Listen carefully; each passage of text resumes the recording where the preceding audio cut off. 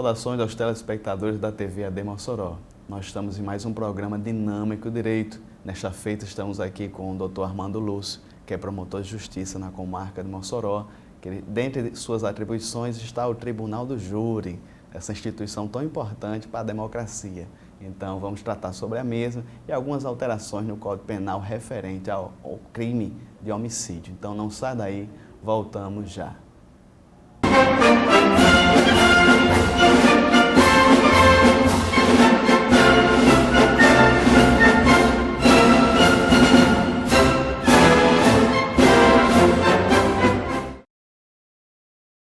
Estamos de volta ao programa Dinâmico Direito. Estamos com o Dr. Armando Lúcio, ele que é membro do Ministério Público Estadual, está aqui lotado na comarca de Mossoró, respondendo, pelo Tribunal do Júri. Dr. Armando, seja bem-vindo. Eu soube que não é a primeira vez que o senhor esteve aqui no nosso programa, mas agora no estúdio, Dr. Armando, nós temos a honra de te receber. Dr. Armando, as suas atribuições, o Ministério Público é muito amplo. Não é verdade? O Ministério Público, ele trata do consumidor, ele trata dos direitos de família, no que tange as relações familiares, é muito ampla a instituição. A gente recebemos aqui recentemente o doutor Ítalo Martins e também fomos lá no gabinete da doutora Karine. Então o Ministério Público está nos abraçando de uma maneira muito significativa, a equipe muito preparada, eu mesmo estagiei com vocês há algum tempo e é um prazer estar aqui, doutor Armando. Seja bem-vindo. Muito bem, Nazeu, telespectadores da TV AD Mossoró. É um prazer para nós estarmos aqui e também faz parte da nossa atividade prestar contas com a sociedade das nossas atividades. Afinal, nós somos membros do Ministério Público e o nosso cliente é o povo, é a sociedade em geral. E para isso nós estamos agradecidos pela oportunidade de prestarmos conta do nosso trabalho. É uma satisfação estar aqui, renovada, já que estive também, e que igualmente da primeira vez, também o entrevistador era um ex-aluno meu, o João Paulo, e hoje é você que também foi um aluno brilhante da cadeira e também que estagiou conosco lá no Ministério Público do Estado do Rio Grande do Norte. Doutor Armando, como a gente fala, em alguns momentos o público tem a impressão errada do Ministério Público, porque a própria mídia, ela não dá as informações corretas, como se fala, Moro está investigando, Moro está indo à frente da Operação Lava Jato, esquece a figura do Ministério Público muitas vezes, doutor Armando, os procuradores federais. Exatamente. Se não houvesse a denúncia do Ministério Público, os trabalhos investigativos do Ministério Público, não haveria denúncia. Portanto, não haveria o trabalho, que é um trabalho muito bem feito, do juiz Sérgio Moro. O Ministério Público é o titular da ação penal. Mas isso, na verdade, é uma situação. O Ministério Público tem essa feição há pouco tempo. Institucionalmente, nós temos esse perfil com a Constituição de 1988. Inclusive, eu faço parte da primeira turma do concurso pós-Constituição, E, por conta disso, é preciso que a gente se demonstre, e por isso que esse canal é muito bom para que a gente mostre o trabalho do Ministério Público, porque, no fundo, o Ministério Público, os membros do Ministério Público são defensores da sociedade, eles trabalham em proveito da sociedade, seja quando uma norma, em geral, ela é infringida e a norma serve para o bem da sociedade. Então, é esse o nosso trabalho, nós prestamos conta para o nosso cliente, que é o cliente social, porque se não fosse a sociedade, não haveria razão de ser do Ministério Público. Doutor Armando, a pessoa do juiz, o magistrado, ele deve ser imparcial, é verdade? Ele está representando ali o Estado, mas o Ministério Público representa, como o senhor bem falou, a sociedade. Ele tem que ir atrás, ele tem que impulsionar. E dentre essas atribuições, doutor Armando, está a questão do Tribunal de Júri. O senhor mesmo já introduziu, a história da Evolutiva é muito ampla, doutor Armando? Alguns falam que vem lá do Egito, desde a época dos hebreus, já tinha uma certa atividade referente a apresentar defesas, a rolar testemunhas, e partindo aqui para a Grécia Antiga, Roma. Mas o nosso modelo, doutor Armando, de júri, a gente copia, né, nossas constituições, nossas legislações geralmente vêm de fora, espelhadas em outros países. Nosso modelo de júri veio da onde?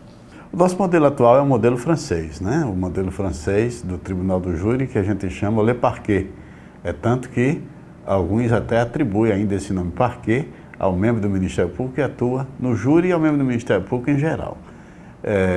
Historicamente, o Conselho de Sentença, o Tribunal do Júri, ele existe nas sociedades mais antigas, né? Existia sobre outro nome, existia com o nome de Conselho de Anciãos. Por quê? Porque existiam os crimes mais graves e era mais complicado, mais complexo para apenas uma pessoa julgar isoladamente esses crimes mais graves. Para você ter uma ideia, somente o reajure, segundo o nosso ordenamento, os crimes dolosos contra a vida, em geral um homicídio, às vezes um induzimento ao suicídio, um aborto e um infanticídio. São esses os crimes que vão a júri. Então, os crimes mais graves antigamente eram submetidos a esses conselhos de anciãos, pessoas mais experimentadas, que tinham maior experiência de vida. Hoje, na formatação atual, o Conselho de Sentença, ele tem um membro do Ministério Público atuando, tem um juiz togado, um juiz de direito que o preside, e tem os 7 jurados que vão valorar a conduta, se deve ser considerada como um crime ou não. Essa formatação atual do nosso Ministério Público vem de cerca de 1312 na França, foi aperfeiçoado na Inglaterra, mas nós seguimos o modelo francês, inclusive com as posturas, com a divisão de tempo, com aquelas informações que tem o júri em geral, de sorteio de jurados, de extração dos jurados nos membros da sociedade. Enfim, essa foi a inspiração que o legislador brasileiro teve, até porque o nosso legislador do Código Criminal do Império, que foi o primeiro Código Criminal efetivamente nosso, teve uma intensa influência da Revolução Francesa. Eram bacharéis formados na França e que trouxeram para nós esse arcabouço do Tribunal do Júri. Doutor Armando, o homem deixou de colocar, né, o julgamento dos seus pares na mão dos deuses, né? Antigamente, acho que era uma espécie de sorteio, é verdade? Muitas vezes eu colocava um efeito da natureza, se determinado fato acontecer, a homem viu, não, esses crimes a gente pode resolver, né? Os anciões dando um tempo para a defesa, dando um tempo, responsabilizando alguém para acusar. Como a gente mesmo falou, doutor Armando, o magistrado, ele na verdade, hoje, desse modelo agora, qual a função do magistrado no Tribunal do Júri? A função hoje do magistrado no Tribunal do Júri é ser uma espécie de pêndulo, né? Ele vai conduzir os trabalhos, ser uma mediação entre a acusação e a defesa, para que o Conselho de Sentença receba as informações não deturpadas, né? Se algum dos debatedores deturpar, o juiz vai fazer a devida retificação. Apenas brincando, eu e um colega, professor da universidade, que é advogado, certa feita ele dizia numa aula inaugural que o advogado era a profissão mais antiga do mundo. Sim. Porque na Grécia, quando alguém estava sendo acusado, levantou-se um advogado e disse: eu farei a defesa. Aí eu disse: mas colega, aí na verdade a profissão mais antiga do mundo acaba sendo o Ministério Público, porque para ele fazer a defesa alguém acusou, né? Alguém acusou. Ele não poderia fazer a defesa sem ninguém acusar. É verdade. Então, a origem nossa e o Tribunal do Júri, ele sobrevive justamente por isso, por essa capacidade que tem a sociedade de julgar a conduta de um dos seus membros. É a sociedade que, em linhas gerais, vai admitir se aquela conduta da pessoa que infringiu deve ser ou não punida, né? Porque, evidentemente, há necessidade da defesa, porque pode haver situações em que a acusação pode estar com uma visão distorcida e a defesa trazer um fato que atribua esse crime a outra pessoa ou mesmo um fato que isente de pena, né? Existem muitas situações que podem isentar alguém de pena, como sendo um ato de extrema necessidade e a pessoa ter que cometer um fato que a lei vá acobertar como não sendo um crime, né? Por isso mesmo que existem essas exceções, essas extensões da conduta humana que precisam ser observadas por cada uma das pessoas que trabalham no Tribunal do Júri. Mas eu não tenho dúvida de que é um instituto, o Tribunal do Júri, que vem sempre sendo aperfeiçoado. Na última reforma do Código de Processo Penal de 2008, recebeu reformas muito fortes, mas que há campo ainda para aperfeiçoamento, que inclusive nós, na nossa obra, que nós também ensinamos essa matéria, além de sermos um promotor que atua no Tribunal do Júri, isso faz parte da nossa disciplina de Direito Processual Penal, nós debatemos muito isso em sala de aula e no meio acadêmico, que há margem para se aperfeiçoar o Tribunal do Júri. Doutor Armando, sobre o Ministério Público, o senhor falou sobre o magistrado, mas o interessante é afirmar que também se o Ministério Público entender, doutor Armando, que não há subsídios para a acusação, ele pode pedir absolvição, é verdade? Exatamente. A diferença que há entre o Ministério Público e um advogado é que o Ministério Público é parte, mas é uma parte autônoma. O que é essa questão dessa parte autônoma? Em um processo criminal, a vítima ou a família da vítima que tenha ido a óbito pode constituir um advogado que se chama de advogado assistente da acusação. Ela pode constituir. Esse advogado assistente da acusação não pode pedir a absolvição. Por quê? Porque ele é parte no processo, mas é uma parte privada. A parte pública autônoma é o Ministério Público. Uma vez que o nosso trabalho é defender a lei, defender a sociedade, seria, de certo modo, inconsequente que se o membro do Ministério Público entender que a pessoa não é culpada por aquele crime ou que cometeu sob uma excludente de ilicitude, que o Ministério Público pedisse a condenação, porque estava pedindo indevidamente a condenação de uma pessoa. Daí que, tanto no júri, as pessoas vêm com menos frequência ao Ministério Público pedir absolvições no Tribunal do Júri, porque existem outros momentos processuais anteriores.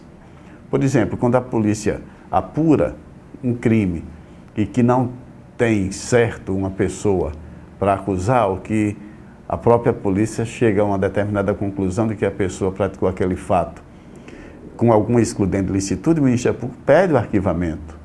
Às vezes, o Ministério Público tem dúvida, denuncia e espera a instrução. Quando chega ao final do processo, em um momento próprio, ele pode pedir a impronúncia do acusado, né? A impronúncia que o acusado não vá responder o processo pelo Tribunal do Júri.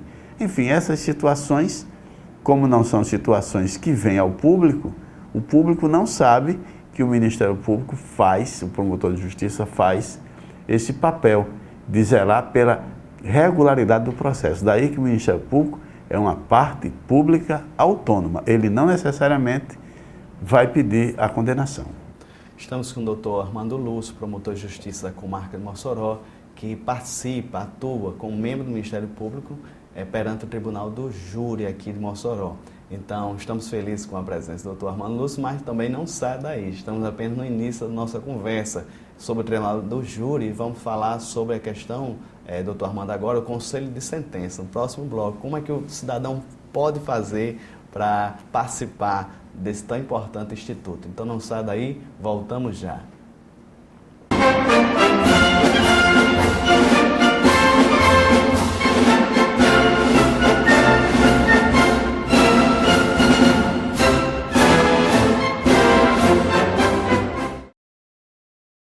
Estamos de volta com o programa Dinâmico Direito. Estamos conversando aqui com o doutor Armando Lúcio, ele que é da 5ª Promotoria de Justiça aqui da comarca de Mossoró. Dentre suas atribuições, ele representa o MP, o parquê, que ele falou, Amado, como ele falou, no Tribunal do Júri. Doutor Armando, uma instituição importantíssima que a população pode participar diretamente, ela pode compor aquele tribunal, como o senhor falou, né? Tem os protagonistas, tem o magistrado, tem o Ministério Público e tem os advogados, mas o júri, doutor Armando, são aqueles que vão ser convencidos, não é verdade? Atualmente, a composição, como é que se compõe o júri, como é que participa? O Código de Processo Penal, ele diz que no mês de outubro de cada ano, o juiz elabora uma lista geral de jurados. No caso de Mossoró, que é uma cidade que tem entre 100 e 1 milhão de habitantes, a lei diz que o juiz deve fazer uma lista entre 300 e 500 pessoas para que venham atuar no ano seguinte, né? De maneira que até o final de outubro o juiz elabora essa lista, né? Como é que o juiz elabora essa lista? As pessoas voluntariamente que quiserem participar do júri podem se inscrever na vara do júri. A pessoa vai ao fórum e diz: olha, eu quero ir na vara do júri me inscrever como jurado. E existem algumas cidades, algumas comarcas que tem um programa de jurado voluntário. Nós não temos esse programa ainda, mas a pessoa querendo pode fazer, pode falar com o juiz, pode falar com o promotor, pode falar com algum servidor e nós apenas pegamos o nome, o endereço e o documento da pessoa e inscrevemos, né? Evidentemente que a gente faz um levantamento, por quê? Porque pessoas que respondam o mesmo processo, pessoas que tenham antecedentes não poderão ser jurado, até porque o jurado, quando a pessoa exerce efetivamente a função de jurado, ele tem uma presunção de idoneidade, ele goza de certas preferências, tem determinadas, não são regalias, mas reconhecimento público pela sua função. Então, a pessoa pode procurar até o final do mês de outubro de cada ano para que possa figurar no ano seguinte como jurado.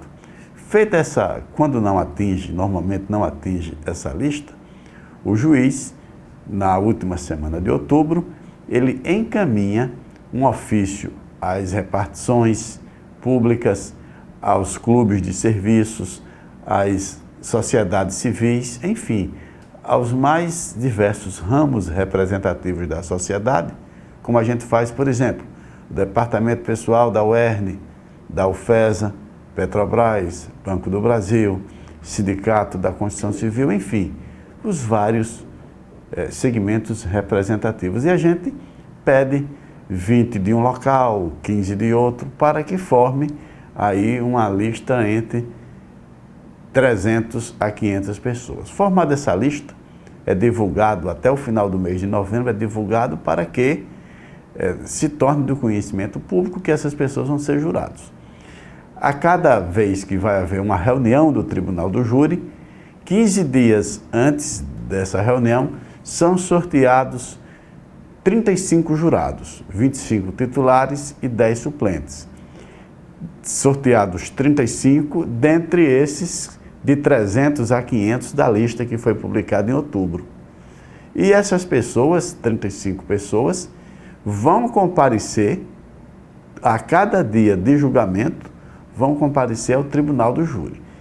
Entre elas é feito um sorteio todo dia de 7 pessoas, né? E 7 pessoas que podem ser, portanto, jurados. Portanto, é essa interação, é a participação da sociedade nos destinos daquelas pessoas que cometem crimes para saber se elas devem ser punidas ou não devem ser punidas, porque, dependendo do que entendeu o Conselho de Sentença, não foi ela ou ela fez a cobertada de uma excludente de ilicitude. Portanto, é assim que se escolhe o jurado, o membro da sociedade, e a pessoa que queira se inscrever como jurado voluntário, também pode ir na promotoria de justiça e dizer: eu quero falar com o promotor do júri, que é a minha pessoa, e eu vou inscrever essa pessoa para que ela possa participar desses sorteios que vai ocorrer no ano seguinte.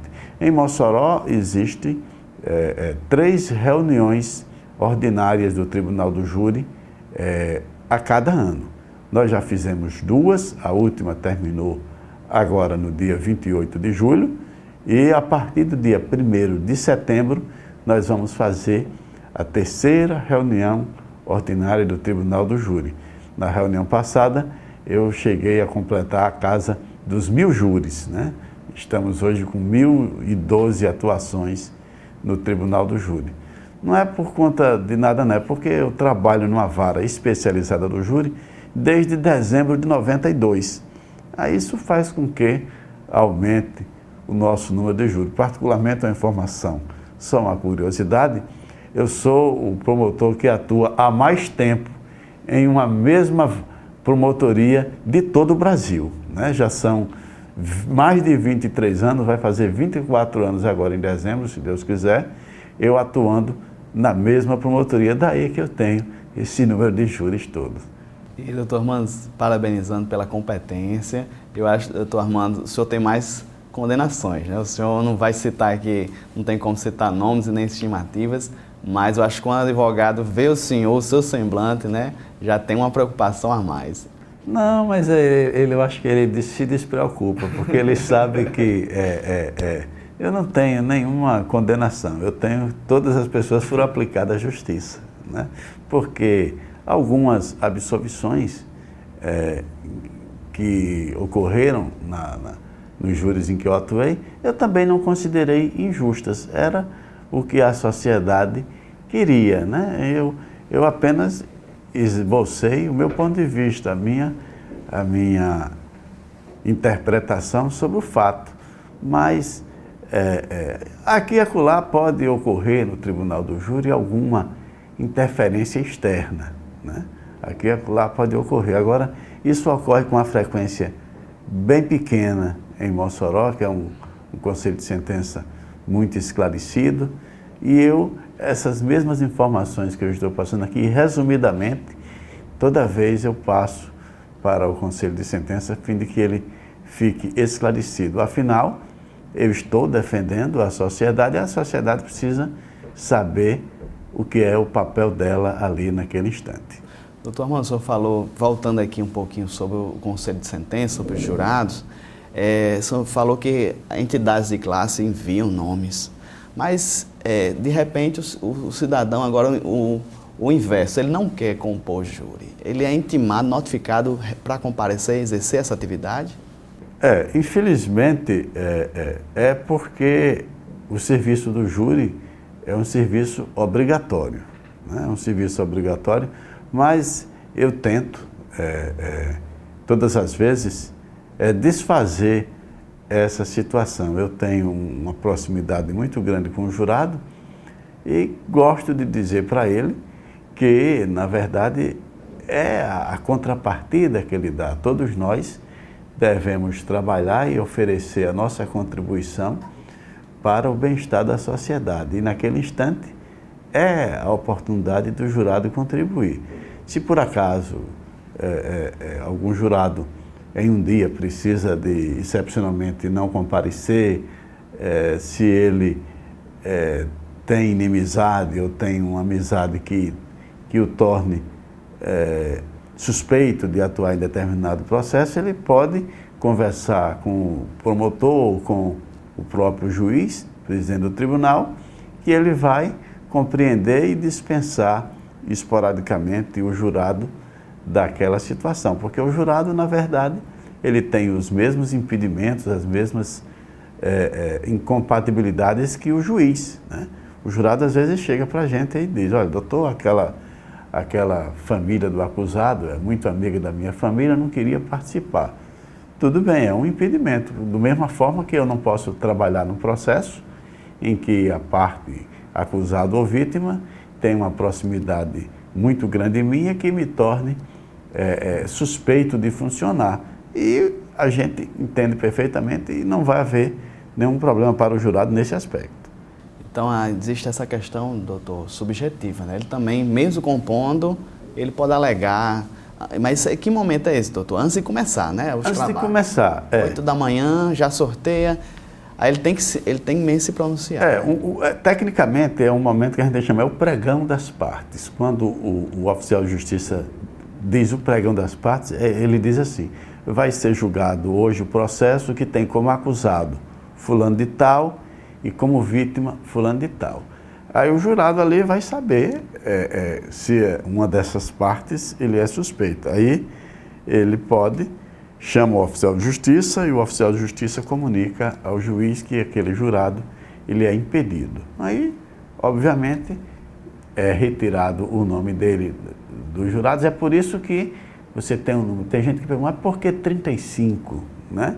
Porque vai existir situações em que, às vezes, um jurado precisa levar o filho ao médico, ele é professor e está fazendo um mestrado.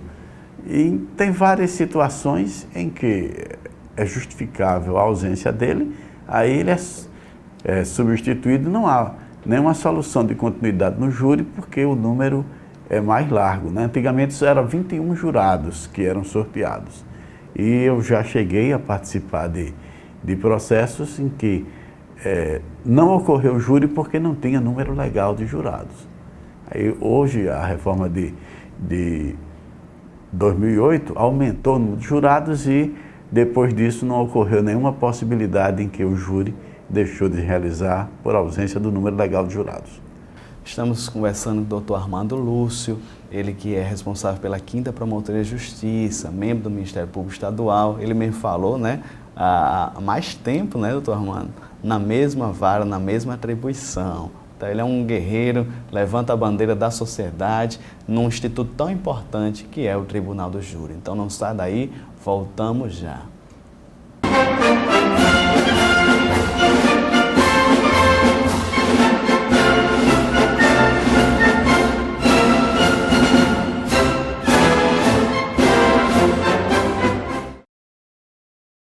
Estamos de volta com o programa Dinâmico Direito. Estamos conversando com o doutor Armando Lúcio, ele que é promotor de justiça da 5ª Promotoria aqui da comarca de Mossoró, atribuição importantíssima referente ao Tribunal do Júri. Doutor Armando, em 2015, nós tivemos uma pequena alteração no Código Penal, referente ao que a doutrina chamou feminicídio. E como nós estamos completando 10 anos da Lei Maria da Penha, eu queria que o senhor dissertasse um pouco sobre esse novo dispositivo e, pela sua experiência, se é positivo ou não o legislador defender essa causa. O feminicídio, na verdade, já foi, digamos assim, incentivado pela Lei Maria da Penha. Por quê? Porque o feminicídio não é nada mais, nada menos do que uma causa especial do aumento de pena no crime de homicídio, né? Quando o crime é praticado no âmbito das relações domésticas, como define a Lei Maria da Penha. É interessante a gente observar que, no plano do crime de homicídio, eu tenho observado que houve uma diminuição nos homicídios consumados e tentados contra a mulher nessas condições de violência do gênero, porque na década de 90 eu fazia muito mais júris consumados ou tentados em que as mulheres eram vítimas nessa condição de violência do gênero do que hoje. Seja também porque nós temos uma delegacia, a criação da Delegacia da Mulher que se tornou muito atuante nos últimos tempos e, ultimamente, até a criação de uma vara especializada chamada Juizado de Violência Doméstica. Então, isso fez com que a sociedade desse uma atenção maior à prevenção e repressão desse tipo de crime e começaram a sair efetivamente penas altas, né? Altas que eu quero dizer maiores que as penas anteriores, porque não se justifica cometer nenhum crime, mas não se justifica mais agravadamente ainda para um crime cometido no âmbito das relações domésticas e prevalecendo-se o seu autor dessa condição.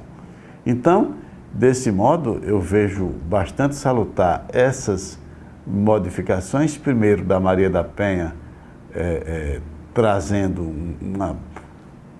um enfrentamento da questão bem mais especializado, como também colocando como causa de aumento de pena o crime praticado nessas condições de violência do gênero, o crime de homicídio.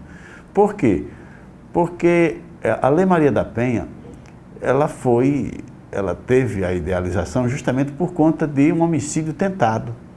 Um homicídio tentado que ocorreu e que a vítima, cujo nome era Maria da Penha, fez um esforço muito grande e chegou até a Convenção Interamericana dos Direitos Humanos para que fosse julgado o seu marido, o seu ex-marido, que havia cometido aquele crime de homicídio tentado em que ela fora vítima.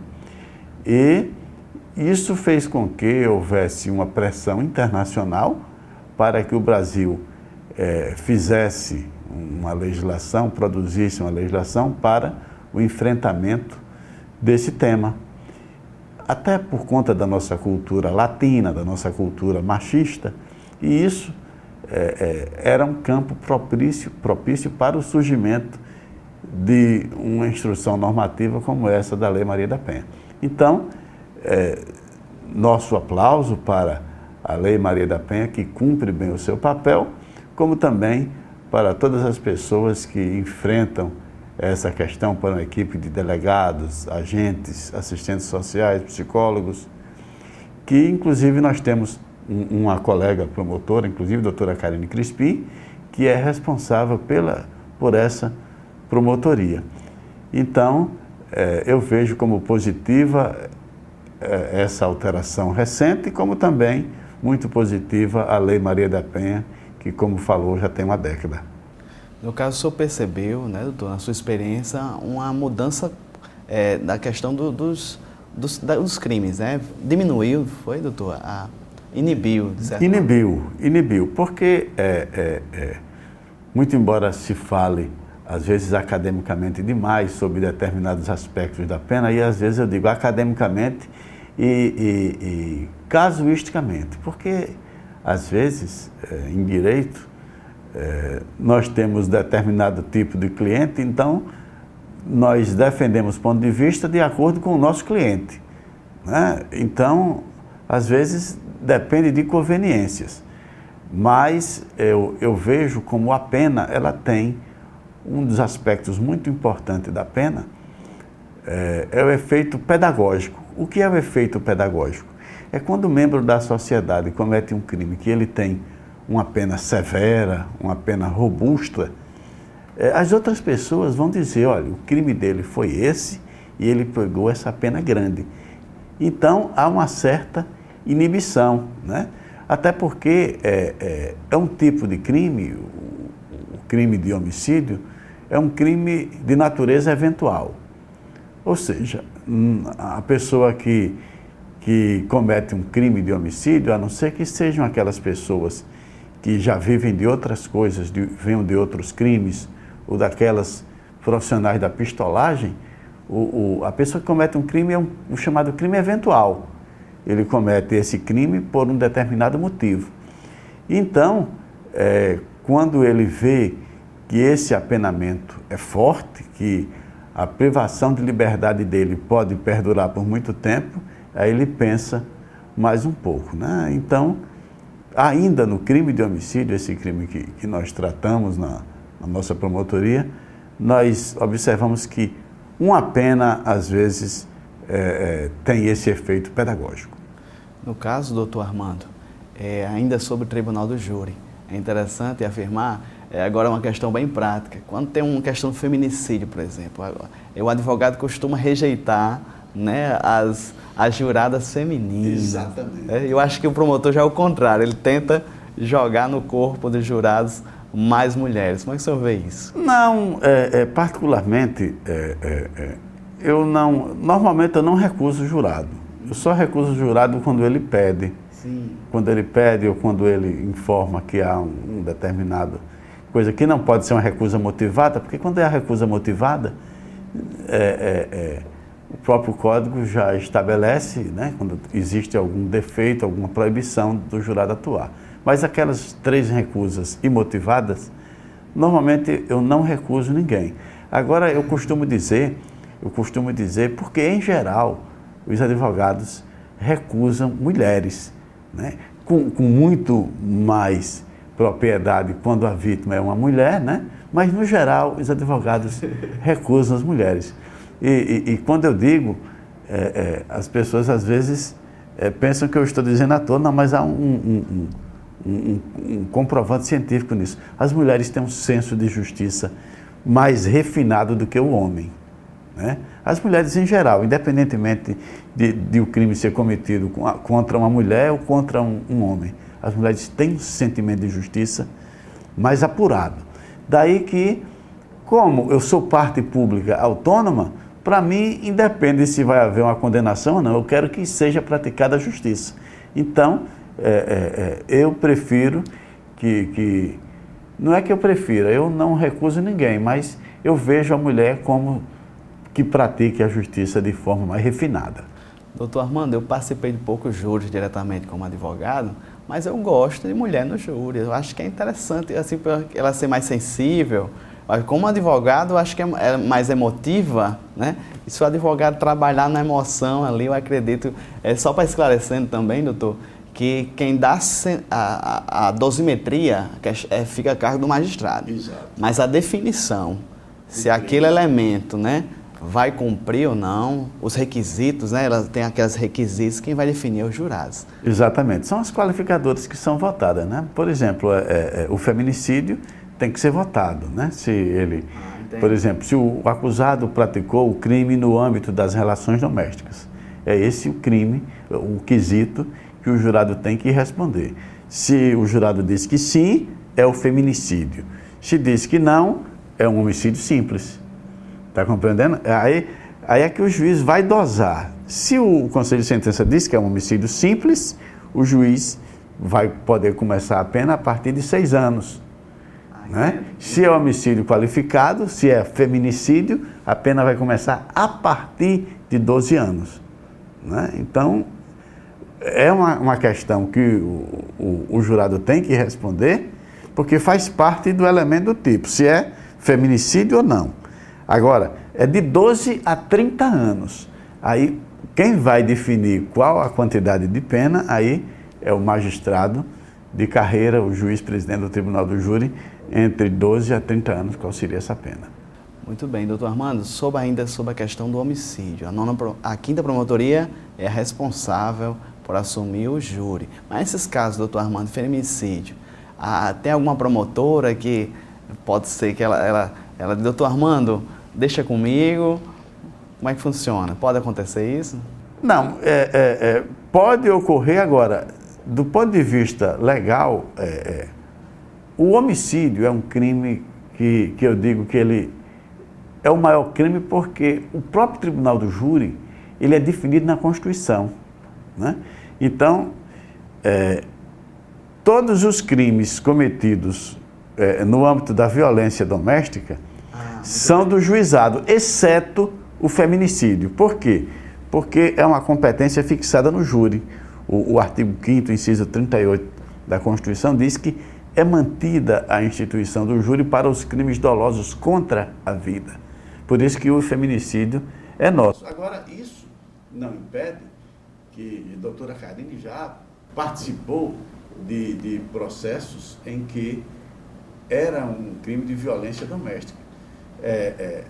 Aproveitei a experiência dela lá e ela nos ajudou, porque às vezes nós temos uma pauta muito extensa de júri, aí nós formulamos um pedido ao procurador-geral para que ele abra a possibilidade dos colegas ajudarem, porque a rigor a atribuição era minha.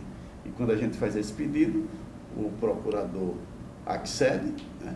É tanto que normalmente o colega que foi até entrevistado aqui alguns dias atrás, o doutor Ítalo ele faz júris para nós porque ele é nosso substituto legal. Muito bem. Aí quando nós temos 3 júris seguidos, em 3 dias seguidos, aí normalmente ele faz do dia do meio, para Sim. que a gente tenha a possibilidade de fazer um trabalho melhor, né? Então ele tem nos auxiliado, porque senão nós já teríamos muito mais do que os 1000 júris, né? É verdade. Vários colegas nos ajudam a fazer júri, porque é muito cansativo. Eu já vi doutor Olegário fazendo também alguns júris. Agora o que faz depois da minha pessoa, quem faz mais júris em Mossoró é o doutor Ítalo, né? Até porque legalmente ele é o meu substituto, né? Ele sendo substituto, quando eu não puder fazer um júri, é ele que faz o júri, e ele também fez júris em outras comarcas onde já participou antes de 2001, antes dele vir para cá, né? O doutor Ítalo chegou aqui em 2001, Sim. mas antes já havia trabalhado em Patu, em algumas outras comarcas aqui no oeste do estado. Muito bem, nós estamos conversando com o doutor Armando Lúcio, ele que é promotor de justiça da 5ª Promotoria daqui da comarca de Mossoró, tratando sobre o Tribunal do Júri. Doutor Armando, o assunto não se esgota, é um assunto muito amplo. Nós temos, nossos telespectadores são tanto estudantes de direito, como profissionais liberais, pessoas da sociedade civil, e um assunto muito importante que é a questão do Tribunal do Júri. A gente pode falar, doutor, no 4º bloco, sobre desaforamento, não é verdade?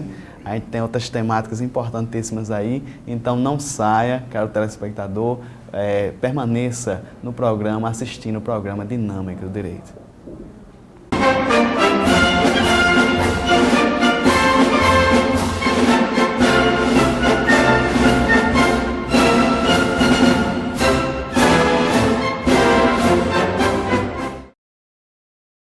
Estamos de volta com o programa Dinâmico Direito para o 4º e último bloco com o doutor Armando Lúcio, ele que é promotor de justiça da 5ª Promotoria aqui da comarca, que tem atribuição importantíssima referente ao Tribunal do Júri. Doutor Armando, já o senhor vai fazer as considerações finais, mas nos ajuda ainda, nós temos alguns estudantes de direito nos escutando, vamos falar um pouquinho sobre desaforamento, né? Verdade, doutor Armando? Em alguns momentos, aquela comarca não está preparada para ser feito aquele júri, não é verdade? Às vezes o crime muito recente, a cidade pequena, gera uma comoção muito grande, com dúvidas à imparcialidade do corpo de jurados. Então, mas nos ajuda, doutor Armando, sobre desaforamento. O senhor tem essa experiência aí de mais de 20 anos no júri, nos fale aí sobre desaforamento. Muito bem. O tema é tratado em 2 artigos apenas, muito embora um tema de grande relevância, ele só tem 2 artigos, o 427 e o 428 do Código de Processo Penal. Ele diz as hipóteses e como proceder ao desaforamento do julgamento. E eu quero dizer que é por conta do desaforamento do julgamento que eu tenho feito tanto júri. Cerca de 20% dos júris que eu fiz até agora são júris desaforados, pelo fato de que Mossoró, sendo uma cidade polo, aqui na região oeste, na região central ainda, e às vezes até na região salineira, já veio júris para cá, até da cidade de Macau. Então, esses júris, quando são desaforados, vêm todos para Mossoró, né? Então, é raro uma pauta de júri que eu não tenha 1 ou 2 júris desaforados para trabalhar nesse júri. Pois bem, às vezes ocorre um crime de homicídio em que uma cidade pequena, todas as pessoas se conhecem e pode haver uma influência muito grande, tanto da pessoa do acusado como da família da vítima em relação ao conselho de sentença. As cidades menores, todas as pessoas ali são, às vezes até, tem cidade que só tem 2 ou 3 famílias, né? Então, torna-se muito complexo o jurado ter uma isenção suficiente, né? A corrente mais tradicional de quando há dúvida sobre a imparcialidade do júri. Não é que o jurado não esteja habilitado a julgar, é que quase todos eles seriam impedidos, né? Do ponto de vista até legal, impedidos. Então, nessas situações, é uma das situações que a lei prevê, como ele deve ser desaforado para ele ir para a comarca que tenha condição dentro da região e que não haja esse mesmo problema. Outras situações pode haver também, como quando houver dúvidas sobre a segurança do acusado, né? E motivos relevantes de várias naturezas podem ocorrer, desde que esse motivo comprometa a realização normal do júri, né? Aí, nesse caso, ocorre o desaforamento do julgamento. E a reforma de 2008 colocou uma outra possibilidade interessante, né? Quando o processo estiver pronto para ir a júri e não for nos 6 meses seguintes. Há uma possibilidade, essa é uma possibilidade nova, que o processo estando preparado para ir a júri e não foi incluído na pauta, vai ocorrer a possibilidade de ser desaforado o julgamento, né? Isso tem feito com que houvesse uma maior celeridade nos processos do júri. Eu já cheguei a fazer júri em determinadas cidades, onde passou-se 10 anos sem fazer um júri. E ocorriam os homicídios. Os homicídios ocorriam mais por conveniência. Alguns promotores e juízes que passaram por lá não gostavam de fazer júri, nessas comarcas gerais, né, onde o juiz e o promotor faz de tudo. Então, hoje, a lei colocou como uma das causas do desaforamento se o júri estiver pronto e não ocorrer nos 6 meses. Mas o desaforamento é interessante por quê? Porque só vem para a gente somente o julgamento do processo do júri, né? Quando concluir o julgamento, quando terminar a sessão do júri, o processo volta para aquele local de origem. Os processos do júri, particularmente, são, para um promotor, para um juiz que vai fazer, é muito complexo, né? Porque quando já vem um processo dessa natureza, o processo já é complexo. E segundo é que nós não trabalhamos desde o princípio nesse processo, portanto, nós temos que fazer uma pesquisa, um estudo, demanda um tempo muito maior, o dobro do tempo para a gente estudar um processo que a gente trabalhou desde o começo, é o dobro do tempo que a gente tem para estudar um processo desaforado. Eu tenho, inclusive, uma tese publicada no Congresso Nacional do Ministério Público, dizendo que quando houver desaforamento, o promotor e o juiz da comarca de origem devem vir fazer esse júri. Por quê? Porque ele tem um pleno conhecimento do processo, portanto fica mais fácil para fazer o júri. É uma tese que no âmbito interno do Ministério Público foi aprovado. Foi aprovada essa tese e já tenho visto o ano passado, esse ano aliás, teve um júri desaforado de Apodi, que o promotor de Apodi veio. Não é uma coisa legitimada, então ele só vem quando ele vem de forma voluntária. Eu ainda continuo fazendo júris desaforados, mas quando vem, otimiza o processo, né? O promotor já conhece de uma forma mais aprofundada o processo e faz com que ele flua melhor. Doutor Armando, só para fechar a temática do júri, tem o tempo para a defesa, tem o tempo para a acusação, a questão da votação, doutor Armando, uma preocupação de alguns, quem é leigo em casa não desconhece a temática, mas a questão do sigilo das votações, excelência, como o jurado está blindado. Quanto ao tempo, o tempo, havendo apenas um acusado, o tempo hoje é inicialmente 1h30 para a acusação, depois 1h30 para a defesa. A acusação, querendo, pode utilizar o instituto da réplica por 1 hora. Se a acusação utilizar o instituto da réplica, a defesa poderá usar o instituto da tréplica também por 1 hora. Havendo mais de um réu, cada um horário desse é acrescentado de 1 hora, ou seja, inicialmente o tempo é de 2h30 para a acusação, 2h30 para a defesa, e a réplica é de 2 horas e a tréplica também de 2 horas. Aí não importa se seja 2 ou vários réus, é preciso apenas que seja mais de um para ser esse tempo estipulado. Em relação ao sigilo da votação, a reforma de 2008, ela trouxe efetivamente um sigilo mais eficaz. Como? Porque são 7 jurados. Então, todo mundo colocava o seu voto na urna e o juiz contava todos os votos. Hoje, não é mais assim. Para cada quesito, o jurado vai responder apenas através das respostas sim ou não. Por exemplo, numa tese defensiva de legítima defesa, vai ter a seguinte pergunta: o jurado absolve o acusado? Né? Então, se o jurado absolver, ele vai acatar a tese da defesa e vai votar sim. Se o jurado não absolver, vai acatar a tese do Ministério Público e vai responder não. Então, o jurado responde através da resposta, é uma cédula que ele tem sim ou não, e coloca essa cédula na urna. Por que não há quebra de sigilo? Porque quando o juiz vai contar, são 2 urnas. Uma, inicialmente, o jurado coloca o voto, e na outra ele coloca o não voto, o descarte. Quando o juiz começa a contar a urna dos votos, o juiz só puxa até 4 votos sim ou 4 votos não. De maneira que não há possibilidade de saírem 7 sim ou 7 não.